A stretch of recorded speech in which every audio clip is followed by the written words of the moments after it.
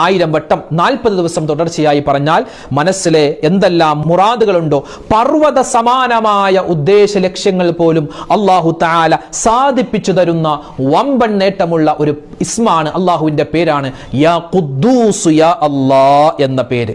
എന്താണ് ഈ പേരിന്റെ അർത്ഥം? യാ ഖുദ്ദൂസ് യാ അല്ലാഹ് എന്ന് പറഞ്ഞാൽ പരിശുദ്ധനായവനേ അല്ലാഹ് എന്നാണ്. പരിശുദ്ധനായ അല്ലാഹുവേ എന്നാണ് ഈ പേരിന്റെ അർത്ഥം. പിന്നെയോ ഈ പേര് പറയുന്നവർക്ക് കിട്ടുന്ന വമ്പൻ പ്രതിഫലങ്ങൾ വീണ്ടും ഉലമാക്കൾ എഴുതി വെക്കുന്നുണ്ട്. അള്ളാഹുവിന്റെ അടുക്കൽ പ്രത്യേകം ഒരു കാറ്റഗറിയായി നമ്മളെ മാറ്റുന്നതാണ്. അള്ളാഹുവിന്റെ അടുക്കൽ ഒരു പ്രത്യേക സ്ഥാനം കിട്ടുമെന്നാണ് ഈ പേര് യാ ഖുദ്ദൂസ് യാ അല്ലാഹ് എന്ന പേര് പറഞ്ഞാൽ. മാത്രമല്ല മലക്കുകൾ ഈ യാ ഖുദ്ദൂസ് യാ അല്ലാഹ് എന്ന് ഓരോ ദിവസവും നിശ്ചിത എണ്ണം പറയുന്നവർക്ക് വേണ്ടി അയാളെ പറ്റി നല്ലത് പറഞ്ഞുകൊണ്ടിരിക്കുന്നതാ. മലക്കുകൾ നല്ലത് പറയും നമ്മളെ പറ്റി ഈ പേര് ഇങ്ങനെ നമ്മൾ പറഞ്ഞാൽ. പിന്നെയോ നമ്മുടെ മനസ്സിലുള്ള എല്ലാ മോശ